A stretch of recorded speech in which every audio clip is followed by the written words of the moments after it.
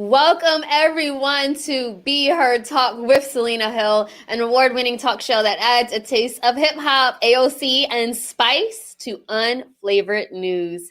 Each Sunday, I discuss race, politics, and culture from an unapologetic Black millennial perspective, and I give you the opportunity to be heard. So leave your comments on YouTube, Facebook, LinkedIn, and Twitter, and I will read them throughout this show.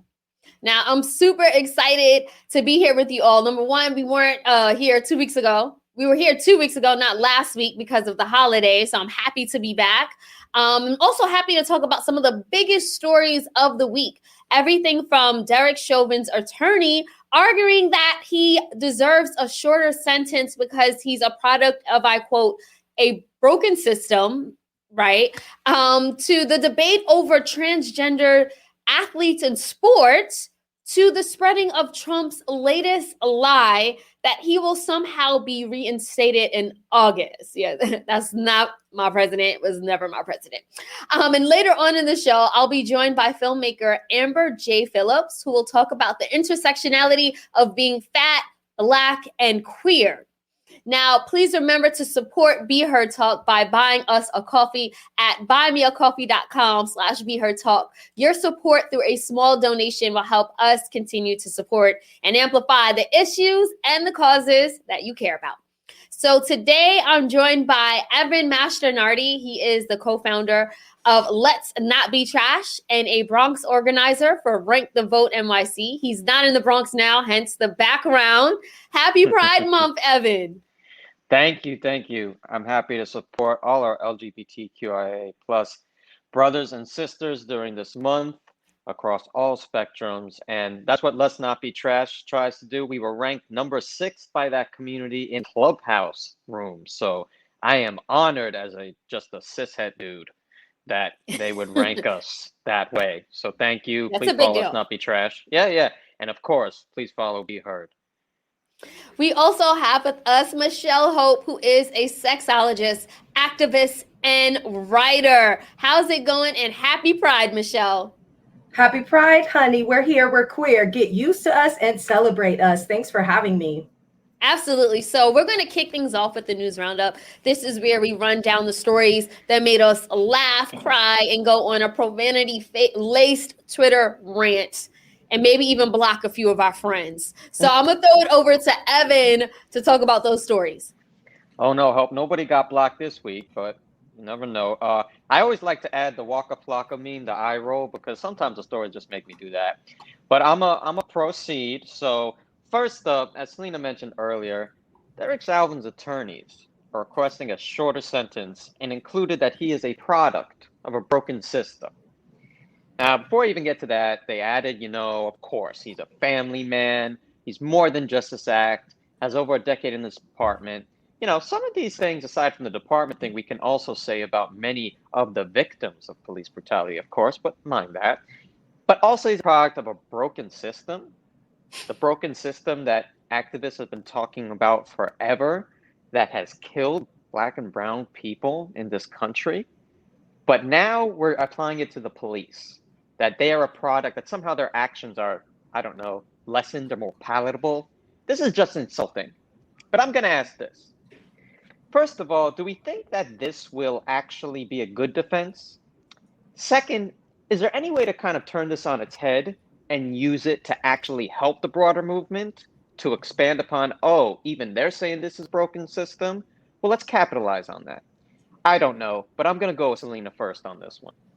First of all, yes, he's correct. We do have a broken system, a system that puts him as a cis white man in favor and gives him all the privilege in the world, literally. So I don't know why he's crying like wolf on this point.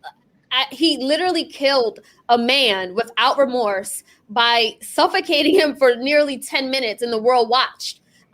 He deserves the 30-year sentence that prosecutors are calling for.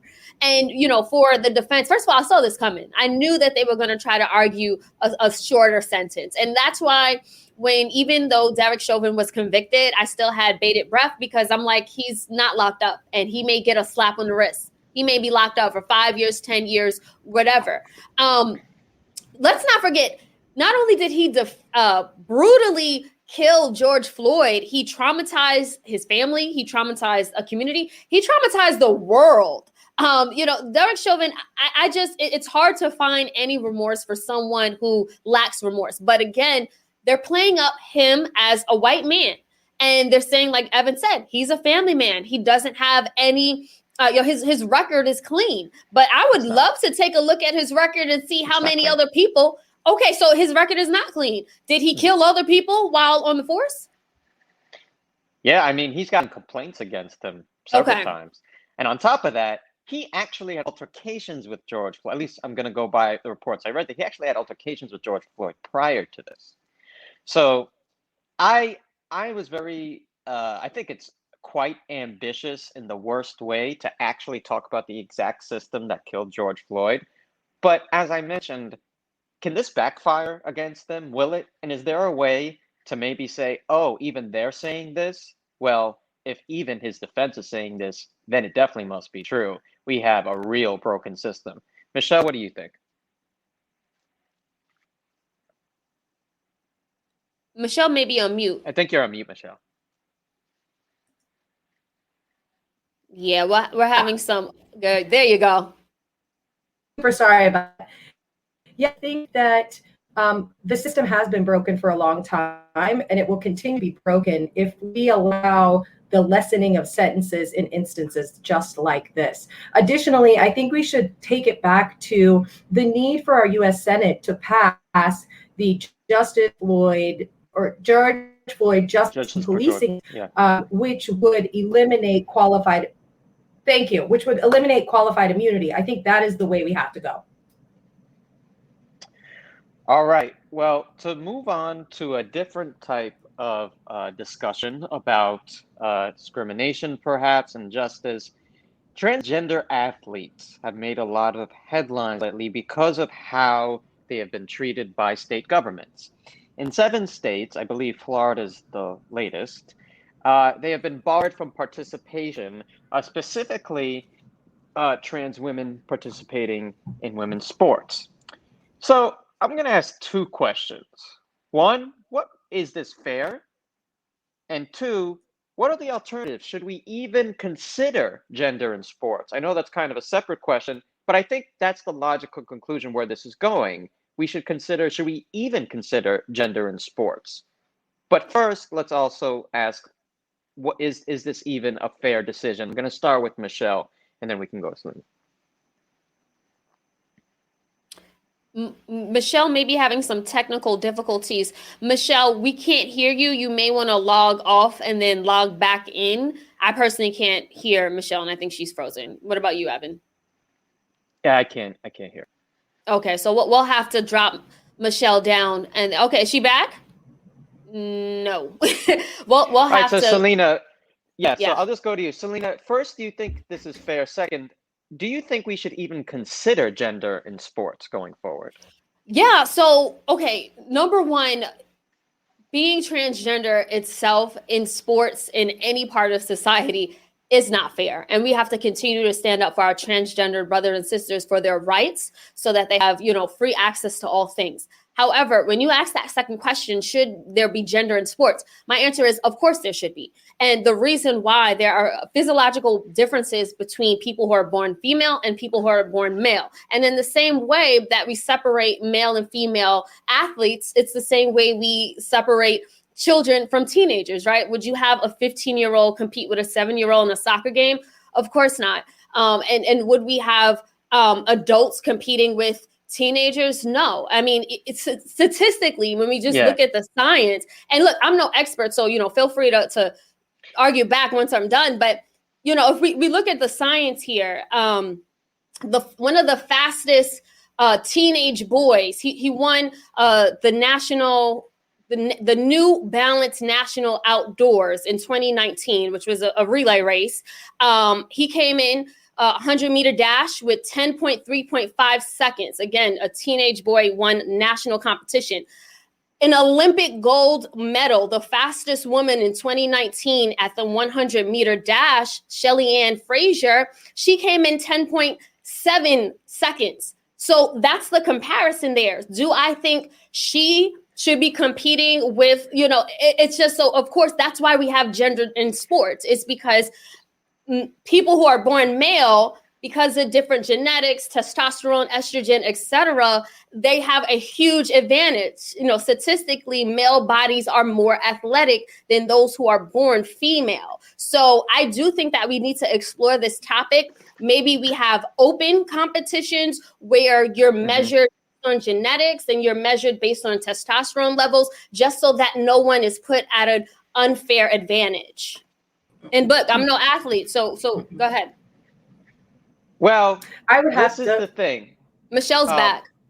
Oh, okay. I just want to say the reasoning you just gave, though, just as my small rebuttal, is the reasoning a lot of people are giving to not allow transgender people to play. Because they see different testosterone levels. They see people who are not necessarily in full transition. They see people who are identifying by a gender but may have physical attributes, biological attributes that are still different. So that's still the same argument. That's why I brought this second question in, because technically they are very much related. But Michelle, you go next.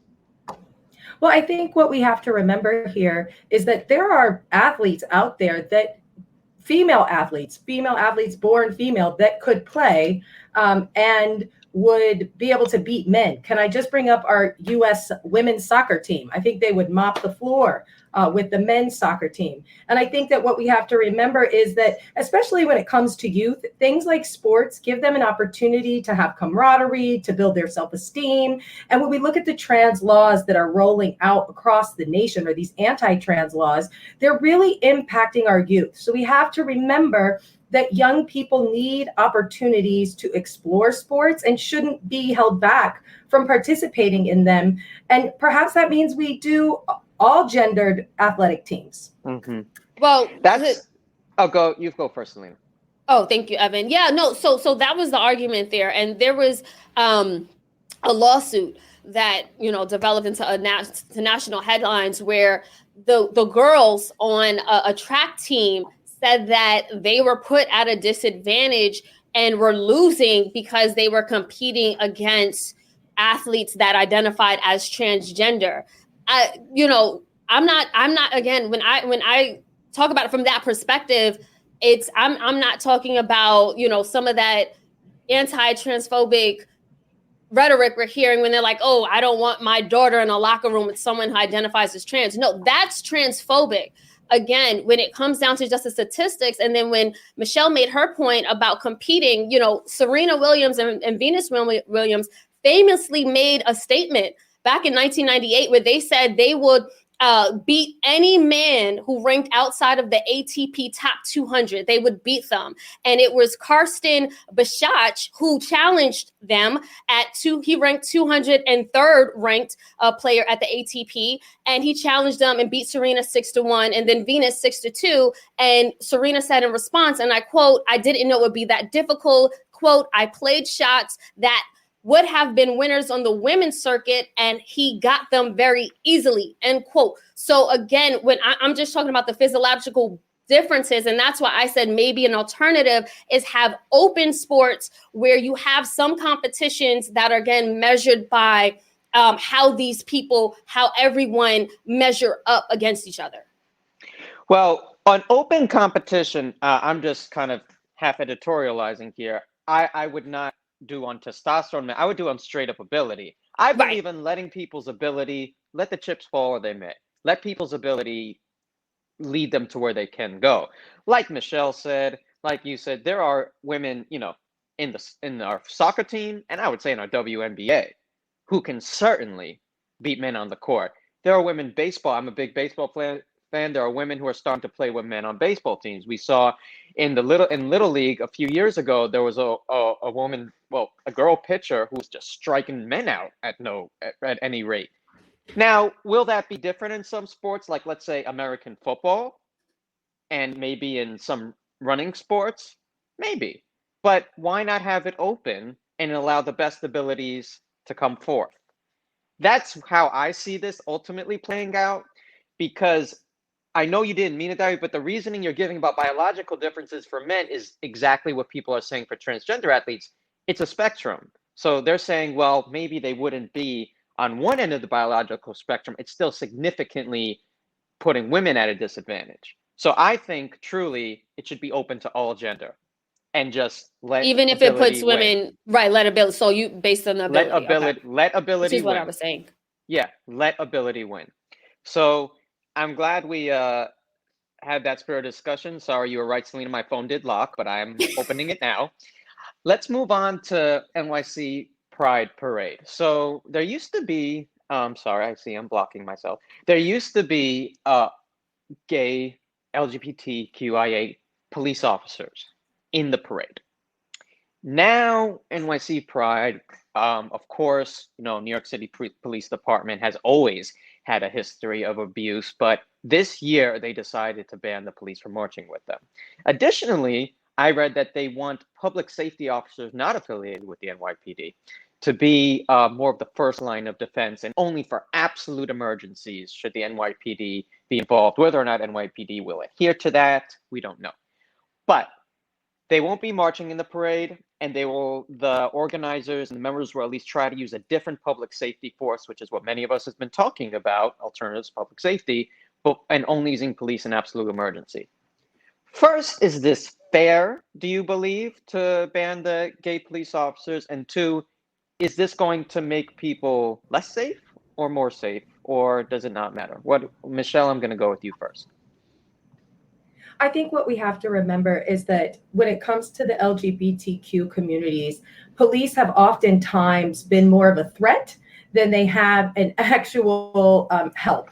And I think that by utilizing other security services or other first responders and individuals that can be that first line of defense, I think we're creating a pride that is more inclusive and feels safer to people. And I think that's really, really important. And beyond that, I think this is going to be a great litmus test of how we can continue the conversation of not using police in certain areas that are not warranting officers.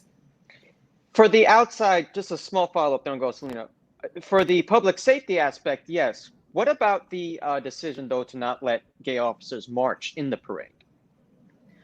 Well, I feel like if you show up not as an officer, but as a public citizen and choose to align yourself with one of the plethora of organizations that participates in the Pride Parade, I don't see a problem with it. I think it boils down to the uniform and what the uniform brings up for people. Right. And I think that in itself is important, right? Definitely. Thank you for that. Selena, what do you think? Yeah, no, I would have to agree with Michelle there. I think that, police, especially for a number of marginalized communities, they solidify and signify danger itself. Like, how many times have police showed up to rallies, marches, or even to break up fights and someone is shot dead? And with that example, I'm referring to Ma'Khia Bryant, the 16-year-old who was in some type of altercation and ended up dying after she called police herself. So because of the lack of safety measures put in place between the police institution and these marginalized communities, a lot of us don't trust them. So that is understandable. And, like Michelle said, if they want to show up, they are more than welcome to, but they do need to understand just what they represent there. And even if we go back to Stonewall, the reason why, something that really initiated the Pride movement that we have now is because of what police did back in the 1970s when they stormed this gay bar and ended up, killing, harming so many people. So, that the stigma and that history still bears a lot of fruit. Absolutely. Thank you both for your views on that. To close out the news roundup, high school valedictorian in Texas ditched her speech. High school valedictorian ditched her speech to discuss abortion laws in Texas. This was incredibly brave. And for someone so young to have that foresight and to use her platform, I think makes a true difference. And it just got me thinking, it may be unfair, but should we call upon, because so many people have failed us, representatives have failed us, activists have failed us in some ways, should we call upon more youth or just more younger people to use any platform they have to kind of do, I'll call it a good bait and switch, kind of say, I'm here for one reason, but now that I have your attention, I'm going to talk about this. Do we think that maybe this is a movement young people should be using, whether it's on a graduation or some other platform they have, or is it, unfair to call upon our youth to do this? Because maybe certain people will listen there who wouldn't listen otherwise. Evan, we actually have a clip. Can we play the clip first? Of course. This is a problem, and it's a problem that cannot wait. And I cannot give up this platform to promote complacency and peace when there is a war on my body and a war on my rights, a war on the rights of your mothers, a war on the rights of your sisters, a war on the rights of your daughters. We cannot stay silent. Yeah, so when I looked at that speech, I felt every word. I was so proud of her as a young person, the valedictorian, standing up for an egregious abortion law in Texas and her using her platform to denounce it. It was a beautiful thing. But however, I can't help but wonder, would we be supporting her and this tactic if she fell on the other side of the spectrum on this issue and was pro-life and was like and talked about why and how we need to be preserving life and whatever rhetoric that she wanted to use? Would we still support her for standing up? Oh, of course not. But I mean, not me personally, not me personally. But I'm talking about in the lens of more rights or more just rights. Do we think that maybe this is a new movement that the youth should use to kind of use whatever platform they have, and like I said, kind of do a bait and switch, like, oh, you think I'm here for this? Well, I got something else for you. Michelle, what do you think? Well, I personally think every time I see that clip, I get emotional thinking about that. Now, I would also like to ask, would we have supported her if she was not Caucasian? Or would her mic have been shut off and security flood in to remove her? I think that if you can use your privilege and then flip the platforms that you've been given by the privilege that you have come to experience, by all means.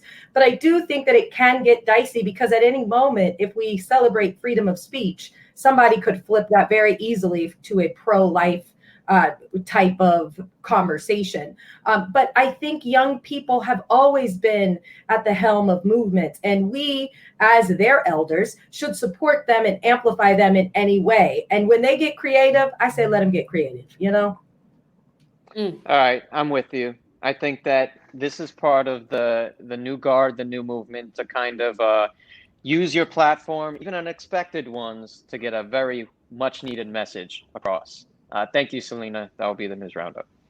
Yeah, no, thank you so much, Evan. Appreciate all of those stories. Now, I'm going to go through some stories that made me say, really, as of the past week. Starting with this. So, Trump has falsely claimed that he will be reinstated in the White House in August, right? So we all know that Trump is not well, and his delusions and lies have not stopped since he left office. But are we shocked? No. Okay, and just wanted to temperature check the room. The National Review reported that Trump does indeed think that he will be reinstated later this summer. But to be clear, this will never happen. It's just further evidence that the Republican train of mediocrity, lies, and literal doom has not yet met the station. Really, what is it going to take to get these nuts out of here? I'm not sure. And another thing, speaking of Trump and Republicans, only 2 people have pled guilty to the Capitol attack. So I know you saw it, and they know we saw what they did on January 6th. So what's going on? Are we really going to let the whites and their crazy cult-like Trump-supporting POC gang get away with literally trying to overthrow the government or mask mandates and the visceral cries to give Black people equality, equity, and reparations that we built? And for those who may say I'm being divisive, allow me to put it this way. Hundreds of angry, entitled white Americans, whether they were police officers, teachers, nurses, church leaders, etc., they went to the U.S. Capitol to overthrow the government with a vow to kill anyone who tried to stop them. And they did it all in plain sight, literally trying to start a civil war. And the response from police officers was no tear gas, no deadly force. They did not dare treat those people the same way they treat Black Lives Matter protesters at all. And now only 2 have pled guilty? Really? Like, we saw y'all. Anyway, last thing. So we're going to end on a little bit more somber note with the really segment. So Jasmine Harton, who is a 32-year-old white socialite married to the son of a UK billionaire businessman, Lord Michael Ashcroft, was charged with manslaughter by negligence after fatally shooting a Black police officer while under the influence of alcohol in Belize.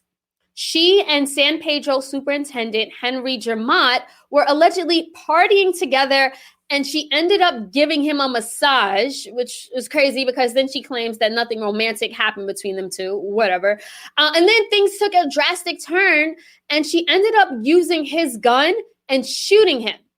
Now, this woman, who's also a mother of 2, was initially uncooperative with authorities, but she eventually confessed to accidentally shooting the officer after he threatened her with cocaine possession charges. Now, manslaughter in Belize typically leads to about 25 years in prison, but she is facing a maximum of 5 years and possibly just paying a $10,000 fine. Now, we all know there is nothing more American than a white woman being responsible for a Black man's death and then getting a slap on the wrist for it. However, this tragic story of a Black man being murdered by a British heiress is really, really just another reason, just more evidence that shows racism is a global systemic issue that far outlives and expands America. Now, I'm going to kick it back over to Michelle, who's going to make something that does not make sense try to make sense. I'm throwing it over to you, Michelle. Listen, let's make it make sense. Transgender killings in the Black community have been on the rise. And since 2013, the HRC and other advocates have tracked more than 200 cases of anti-trans fatality violence. And that goes across 30 states and 110 cities nationwide. Now, here's the problem, which I need us all to do the work to make it make sense, because it never will. This epidemic disproportionately impacts trans women of color, who comprise approximately 4 of 5 of all anti-transgender homicides. Listen, 3 of 4 of known transgender victims or gender nonconforming victims are oftentimes not even reported to the police and or reported appropriately in the media. So when we talk about the stats, 2020, we saw 44 known murders of trans or gender nonconforming people in the US and surrounding territories. Globally, that was 350. And this year alone, we know of 28 murders that have already taken place in our trans communities. These are our brothers and sisters.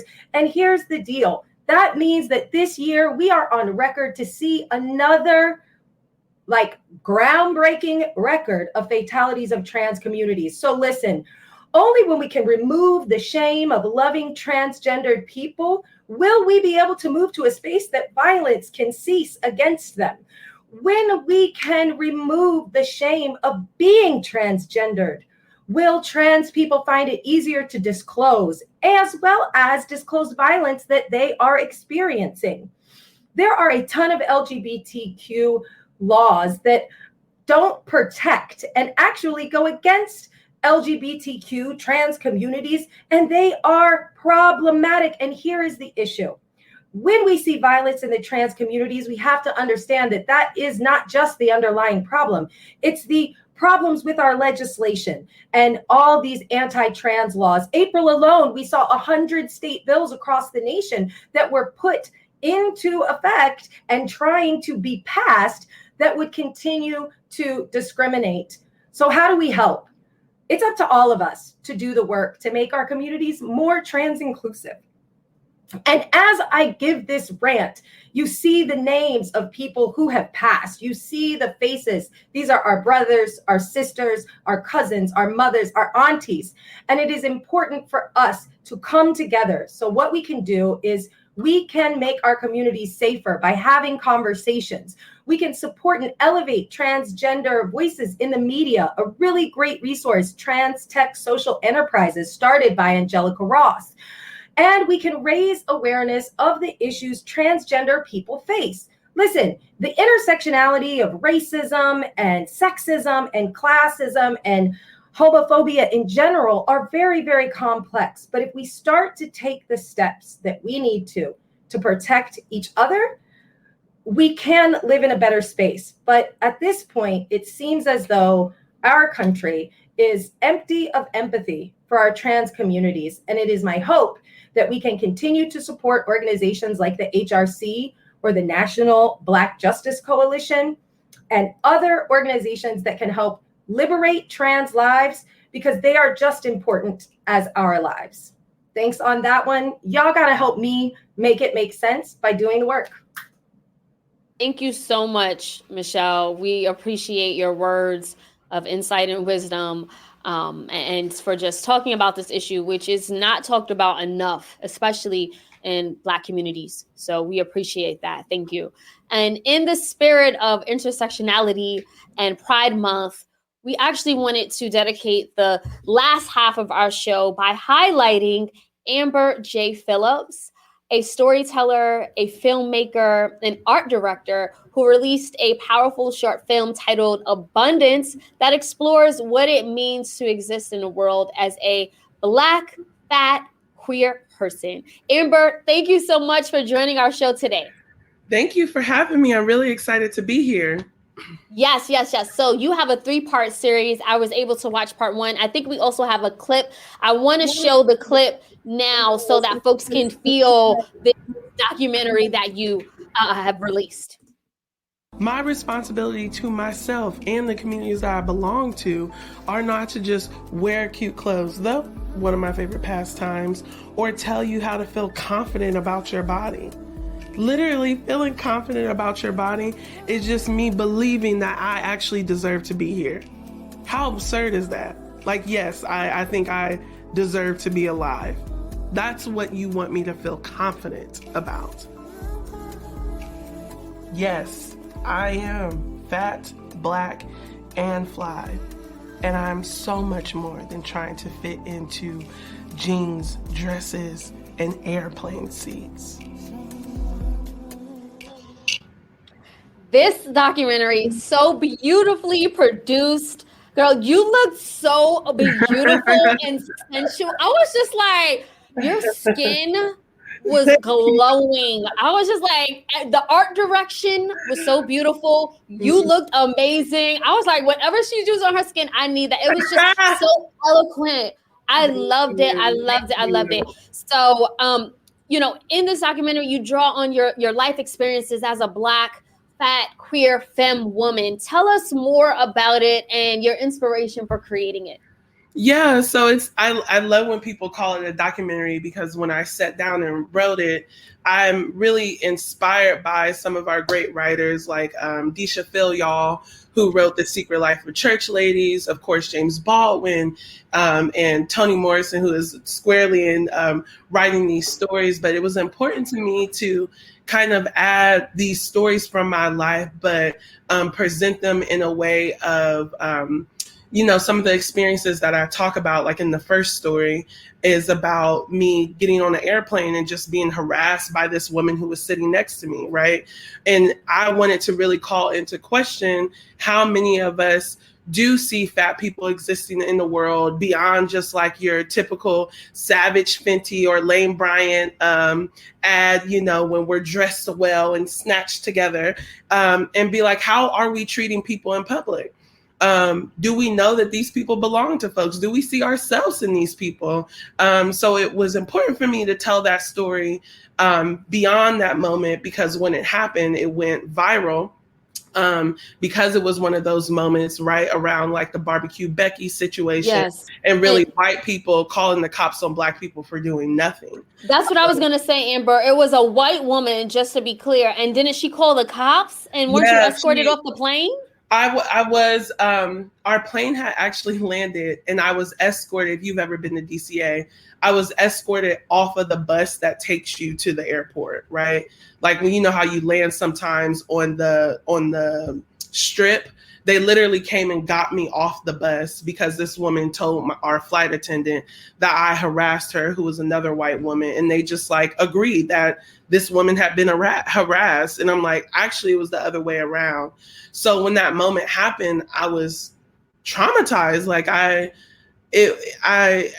put a lot of my work online. I didn't feel comfortable like being online anymore. I was being doxxed, which is a term that a lot of us are becoming aware of, where like literally someone threatened me via text message to my phone. And I wanted to retell this story in my comfort and in my power, and what happened afterwards, and what I learned about it going into that situation, and what I hope to take out of it. So there's a real reason why I'm like, this part of the story is very sensual, because I am a sensual person. There's outside of colorism, fatness is still one of those last frontiers where people are honestly allowed to say, like, I don't date fat people. I don't find them attractive. And what that turns into, which is a conversation we don't have a lot, is like, people don't hire fat people. We have all these illusions around fat people being lazy, even though your mama might look like me. So it's like, how do I get to retell that story from a place of power, and really highlighting it beyond, when the news coverage was going on, it was about this one moment and not about who I was as a person. So I'm so glad I got to revisit that in this right. work, to be like, I'm a real person, and you mess with the right one, sis. She got the right one today. You got the right one today.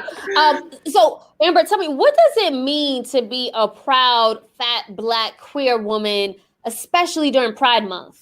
Yeah, I think what it means for me, before I came out or came into my identity as a queer person, a lot of the information that I got about Pride as a Black person was through not actively trying to learn about it until I was in politics and organizing.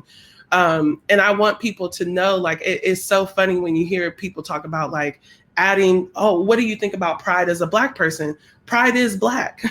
We do not have Pride without Black people. It is a very Black, indigenous, POC driven moment. Stonewall that work was led by Black trans women, Marsha P. Johnson. So it is a holiday that is just as much ours as Juneteenth.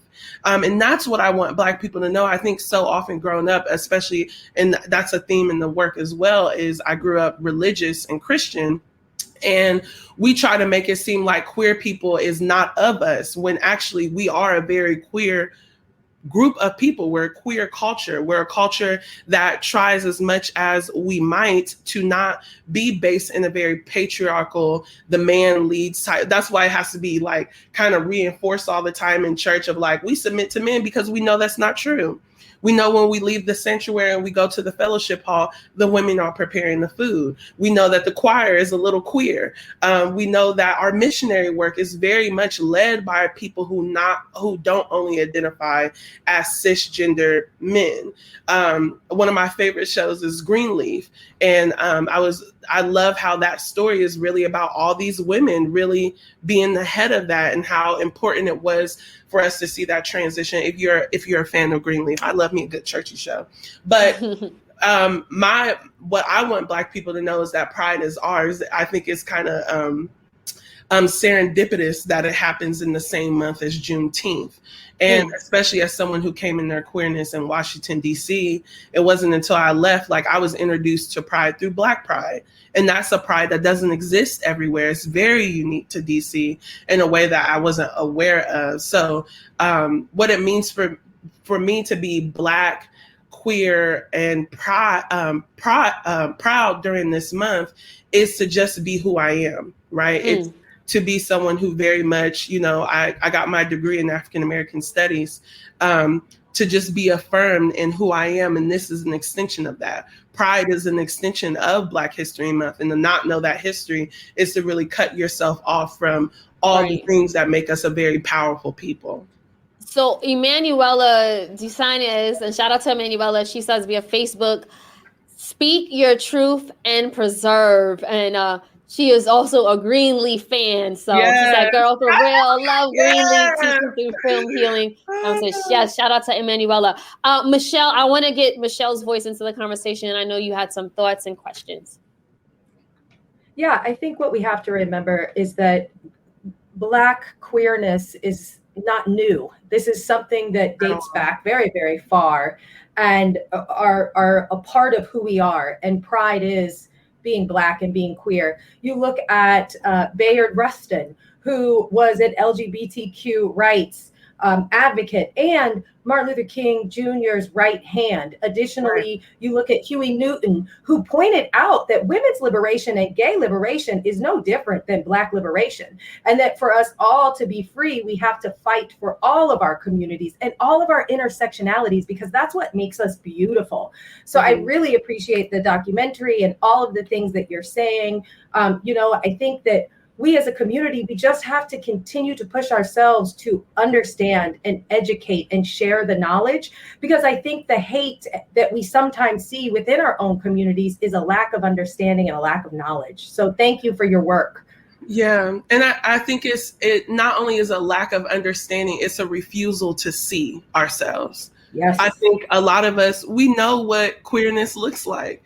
There's, around Thanksgiving time, there's all those memes about like your auntie and her friend. We've always been able to identify Black queer people. I'm sometimes torn on the idea of coming out, because I think it's something that exists because of our refusal to see the truth in other people and in ourselves. So when I think about it in terms of like just acknowledging our eyes, acknowledging what we see in other people and giving them space to be that, really taking the active steps to allow people to be gay. Black people be gay, y'all. It's okay. When I think of like some of our favorite, the Clark sisters and all of them, and Tasha Cobbs. I'm like, who sewed the outfit, baby? Who styled you up? Who did the hair? So like, we know what it is, right? We know what it is, but we sometimes only want to identify it when it's useful to us, and not just to allow people to live their lives as they are. Truly allow them to be in these spaces, because without Black queer people, you don't have a lot of those things that we love.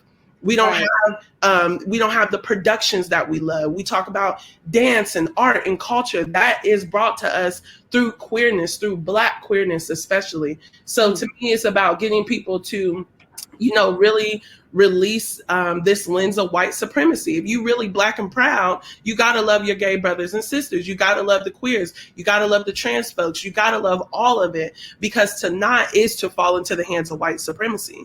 You're doing the work of white supremacy to hate us. You're extending that work out to everybody else, and you can't do both at the same time. You can't claim to love Black people and hate queer, trans, and lesbians and gay folks, because you're no better than the white supremacists that you hate. Amber, okay, girl, you preaching today. Amber, so I'm so happy that you talked about visibility, because I know through your work, your mission is to use a radical Black imagination to create stories, art, culture, and community. Why is it so important for the media to display these positive images of, the intersectionality of Blackness, womanhood, and the queer experience? I think it's so important to put Black imagination on display, because without it, we are caught up in the imagination, the limited imagination of whiteness. I think Black imagination is expansive. It allows me to be able to see myself as more than the comic relief in a Black story. It allows them, especially because I'm fat and queer, right? Typically if you go back and look at some of our favorite movies of the 90s, they're very homophobic. They're very fat phobic. Recently we had this moment where all of our favorite sitcoms were re-released for streaming. And it was really hard to watch a lot of it because that was what I grew up on. And I'm like, oh yeah, this is why it took me until my late 20s to come out. Because one way or another, I was taught that being who I am is not favorable. It was too much. And I just want people to know that it's not too much. We can be all these things at once. And we always have been. So to me, the radical Black imagination, it gets us things like, people love Black Panther and all these stories. But and I look at some of my favorite work. I really love a Spike Lee movie. And I think he was allowed to do a lot of imagining around the lives of Black men. And I want to see that same thing for Black women, femmes, and non-binary folk. So I think through that imagination, we're able to better see what justice and liberation can look like for us right now. That's the beauty of culture. It gives us an image of what's possible, even when policy is held up. It shows us how to take care of ourselves, even when we're still discussing if we deserve health care. So I think having Black radical imagination on display is it is the North Star. It's the railroad. It's the safe houses. It gives us a new way of being. And it's always been Black stories that have helped me come into myself and to love myself and to be who I am. Just as a Black person, I'm a dark-skinned Black woman at that. There's not a lot of representation for us outside of what we can't be. So I'm about imagining what we can be. And that's what I hope people always get from my work. Yeah, and it's a beautiful thing. One thing I wanted to ask you, Amber, is just the term fat that you use, right? Because fat phobia is a real thing. And I remember offline when I was speaking to the team, I was just like, I felt uncomfortable, like, to be honest, saying that word because of the stigma attached to it. But, it's part of your identity. It's part of, the headline in the documentary that you're producing. You can't help but to say it. So is it like a bad word? Is there a negative connotation attached to the word fat? There is a negative connotation attached to the word fat, but that's because people put it there, right? Even if you don't call me fat, I'm fat. And I think that is something that is, to me, fat isn't necessarily an identity. It just is. It's like me. No one would have a problem. I'm 5'11". No one would have a problem calling me tall. And what I want for us, especially, what I want for all of us is when we say the word fat, we have to listen to how we're saying it. In the ways we're using it. Are we using it to deny people access to their humanity? Or to deny ourselves access to our own humanity? If you're like, oh, I look fat in this, what does that mean for you? What does that honestly mean for you? And that's the kind of the unworking we have to do is taking some of these terms and being like, where is this placed in my imagination? And it's because for a long time, you're taught that fat is bad. Fat is not good. Fat is not human. Fat is other. When really it just is. I wouldn't deny myself being able to see me. Like, I see my arms, I see my tummy, and I love all those things about me. So I think that fatness I want more people to become comfortable with naming it, but not just naming it in terms of fat people, but really unpacking the ways that you are homophobic, the ways that we're homophobic towards ourselves and others. So it can be uncomfortable, especially if the only time you use fat is in negative connotations. I use fat all the time. So it's not like I don't only say it when I'm using it to make a point about something I don't like. So for me, it just is. It's like Black, right? And I think that more people need to use that term and to stop using it for things that aren't real. Like, you ate a biscuit today, you're fat. No, honey, you are nourished. You wanted that biscuit, so God bless. I think I love the fact that, like, I think all these terms are calling us into question, even around being angry. That term is often used to dehumanize Black women. So I'm gonna use it because being angry is a normal I try not to cuss on your show, honey. But being angry is a normal response to an injustice.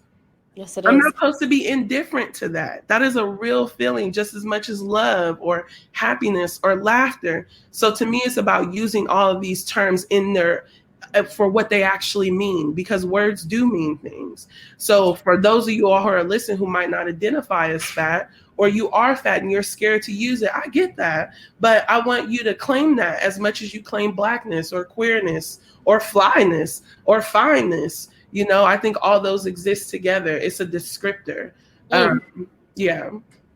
Michelle, I know you were nodding your head, and go ahead. Did you have a response? I mean, there's so many things. I think about the Victorian era when women that were voluptuous were celebrated, and how throughout history, being voluptuous is a sign of fertility. And I think that that's a lovely thing. And it's almost as if, similar to colorism in our communities, we pit against each other. And that's always been a struggle for me, being lighter and a bit more petite. And I feel like, again, that goes back to what you're talking about white supremacy, and you're doing it to each other, and for what, right? Like What?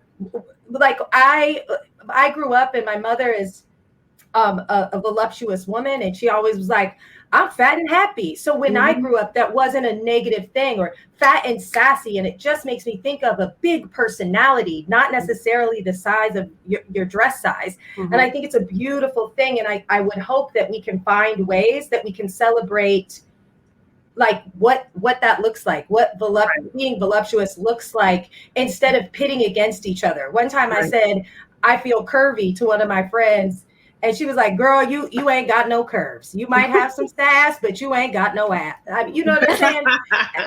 and it made me feel like I was less than, because I wasn't as voluptuous. And I don't ever want to make other people feel like they're not enough, because they are. I think that we're all voluptuous when we start to just put our attitudes, whether we're angry, whether we're like, whatever it is, you're flaunt, you're this, you're that. But I love what you did with this film and documentary. Yeah. It's incredible.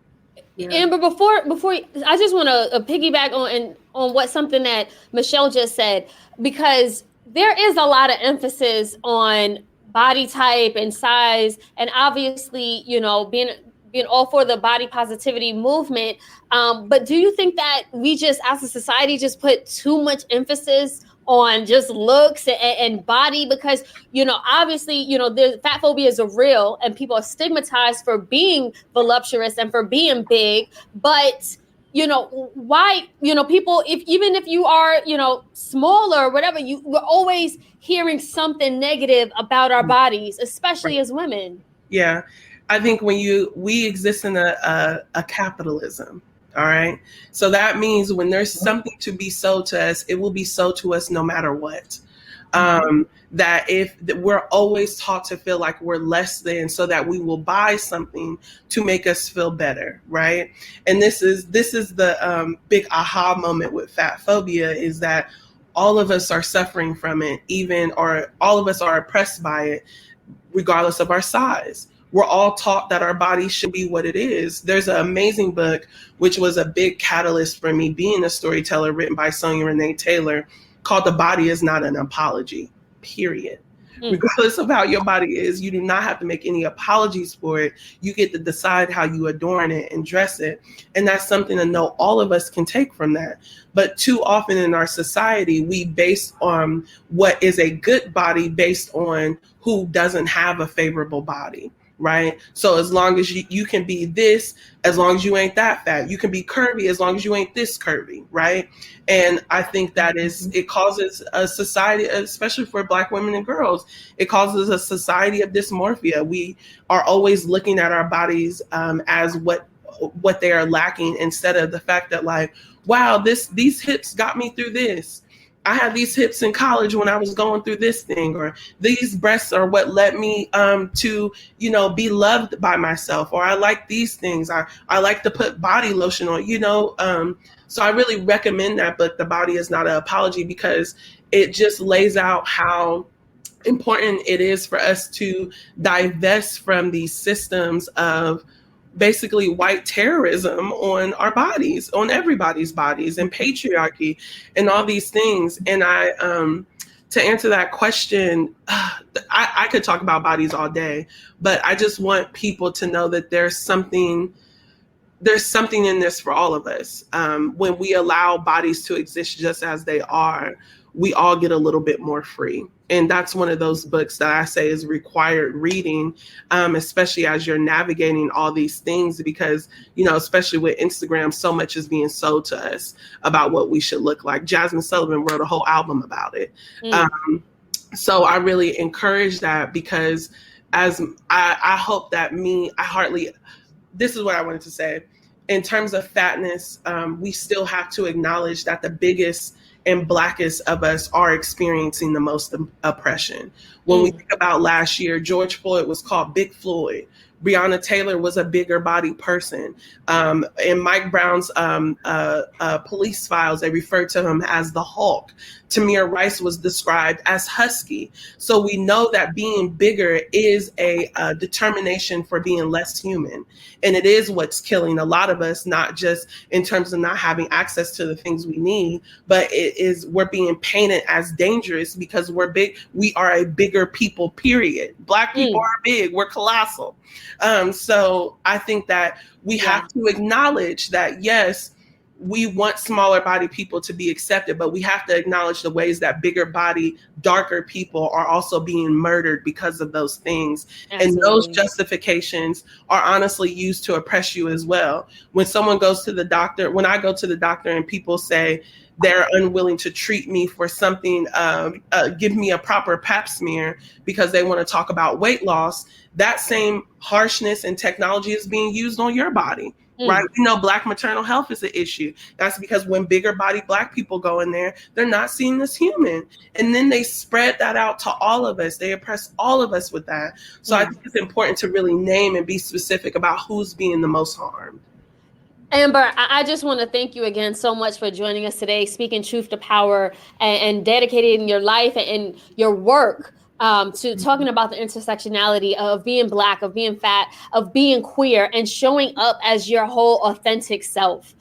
Because it is very empowering for all of us to see you living your authentic truth. It inspires me and inspires a lot of other people for us to do the same exact thing. So thank you, Amber. We do have to wrap, but if you could just tell us quickly how we can get access to support your film and the work you're doing. Yes. So right now we had the film out for 7 days. It is a lot of work to get a short film up and running. So the next time I would recommend that you all follow me online, Amber Abundance. That is on Facebook and Instagram and Twitter, just at Amber Abundance.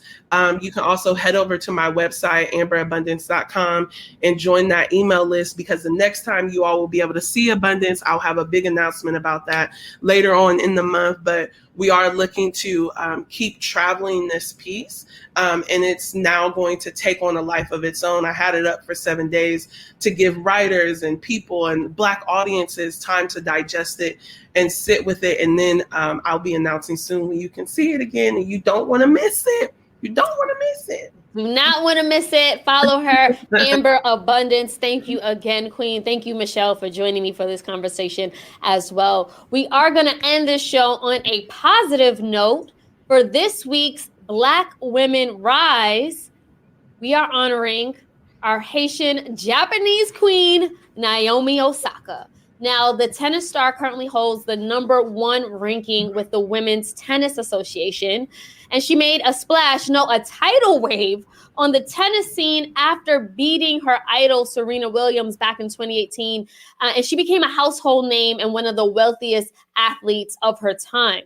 Now, Osaka announced that she would not be doing any press after her games to prioritize her mental health during the French Open. This was met with deep criticism from the notoriously racist tennis press community, a fine and defiantly brave withdrawal from the relatively new player, Osaka. They thought that they would add pressure to her, and she peaced out. So we honor and salute a Black woman who understands self-care and who puts on for the world stage. Naomi Osaka, you are truly a world-class athlete and role model. Keep it up, sis. On that note, I want to thank everyone who tuned in to Be Her Talk with Selena Hill today. Remember to continue to follow us and to support us by buying me a coffee. You can buy me a coffee at buymeacoffee.com/BeHerTalk. Remember that your support will continue to support our efforts to amplify and talk about the issues and causes that you care about. Until next week, take care.